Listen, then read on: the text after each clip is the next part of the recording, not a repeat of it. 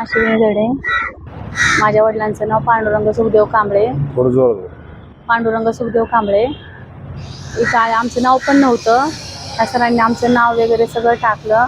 आम्हाला खूप हे केलं नाही का, प्रयत्न केला आमच्यासाठी. चैतन्य सरांनी पण दिवसभर खूप आम्हाला कॉल वगैरे करून काय चाललंय आमची सगळी माहिती करून परत ॲडमिट करण्यापर्यंत आज दिवसभर आमच्या सोबतच होते सगळे. ओके. मी शरद भाकरे, आपल्या कामगार हितरक्षक संघटनेचा संस्थापक अध्यक्ष. आज भारती हॉस्पिटलला यावं लागलं आम्हाला. ह्या आपल्या अश्विनीताई धडे सिंहगड रोड क्षेत्रीय कार्यालय अंतर्गत JSPM कोटीला काम करतात. त्यांच्या वडिलांना पॅरालिसचा अटॅक आल्यामुळं त्यांना ESI कार्ड त्यावेळेस ॲक्च्युली माहिती नव्हती त्यांना, तर त्यांना ससूनला न्यावं लागलं. ससूनमधनं गेल्यानंतर त्यांचे जे संबंधित मुकदमे त्यांनी आमच्याशी संपर्क साधला. त्याच्यानंतर त्यांना ESI कार्ड काढून त्यांच्या वडिलांचं नाव ॲड करून दिलं.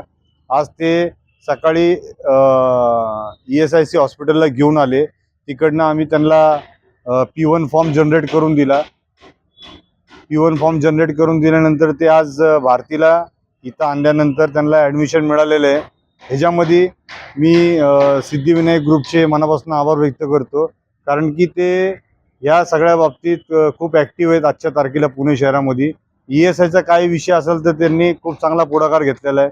तसेच भारती हॉस्पिटलचे इंद्रजित माने हे सुद्धा आता खूप मोठ्या प्रमाणात मदत करतात आहे कर्मचाऱ्यांना आपल्या पुणे महानगरपालिकेतील. तसंच मी ज्यांना अजूनपर्यंत कार्ड मिळालेले नाही त्यांनी संघटनेशी संपर्क साधा. तुमची जबाबदारी आहे, तुम्ही सुद्धा पेपर त्यांना द्या, त्या कॉन्ट्रॅक्टर जे कोणी असेल त्यांना. तरीसुद्धा तुम्हाला नाही मिळत ते कार्ड तर तुम्ही परत संघटनेला तुम्हाला तुमचे कार्ड मिळून जातील. धन्यवाद.